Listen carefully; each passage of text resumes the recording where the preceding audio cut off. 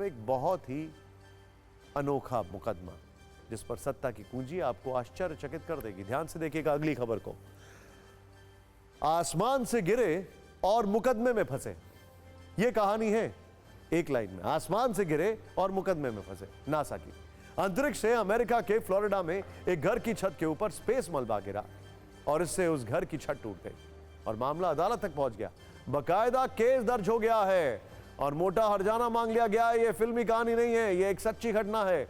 आपको यह जानकर आश्चर्य होगा कि यह केस किसी और के खिलाफ नहीं बल्कि अमेरिका की स्पेस एजेंसी नासा के खिलाफ हुआ है। सत्ता की इस कुंजी में आज हम आपको अंतरिक्ष में तेज रफ्तार से घूम रहे कचरे पर कई रोचक जानकारियां भी देने वाले हैं। तो शुरू करते हैं उस घर पर, उस घर से जिस पर अंतरिक्ष से एक टुकड़ा तेज रफ्तार से गिरा। 8 मार्च 2024 को अमेरिका के फ्लोरिडा में एक घर की छत पर अंतरिक्ष से मलबा गिर गया था। ध्यान से देखिएगा, अंतरिक्ष से गिरे मलबे का वजन था तो सिर्फ 700 ग्राम। आरोप है कि मलबे का टुकड़ा इतना तेजी से गिरा बिकॉज ऑफ ग्रेविटी कि घर की छत में छेद हो गया। अप्रैल में नासा ने स्वीकार किया कि यह टुकड़ा 2021 में इंटरनेशनल स्पेस स्टेशन के कूड़े के रूप में छोड़ा गया था। 2021 में छोड़ा, अभी जाके गिरा।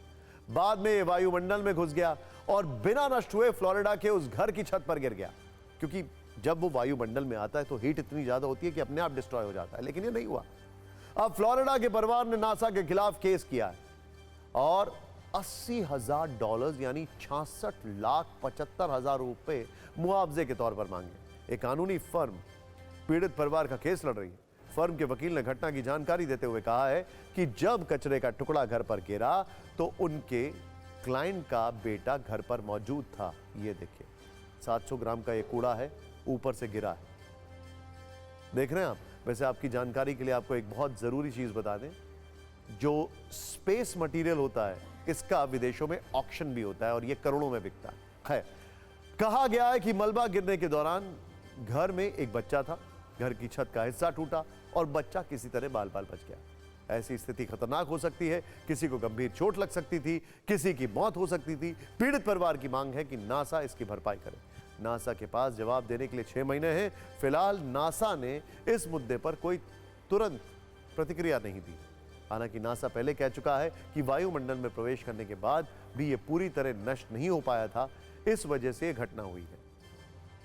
वैसे कौन सा मलबा है, इसको लेकर कई सारी कंपनियों को रिसर्च करनी चाहिए, क्योंकि कई सारी कंपनियों के एयरक्राफ्ट आसमान में जा रहे हैं, अंतरिक्ष में जा रहे हैं और उनमें थोड़ा गड़बड़ हो रहा है। खैर, आप समझ गए होंगे, यह है वो चोट जो उस छत को लगी। आपको बता दें कि अंतरिक्ष में जो मलबा होता है उसे स्पेस डेब्री या ऑर्बिटल डेब्री कहते हैं। यह नाम उन आर्टिफिशियल पुर्जों को दिया जाता है जो अब काम नहीं कर रहे हैं लेकिन पृथ्वी की परिक्रमा कर रहे हैं। इसमें रॉकेट के टुकड़े, सैटेलाइट के टुकड़े, स्पेस स्टेशन का कूड़ा, यह सब होता है।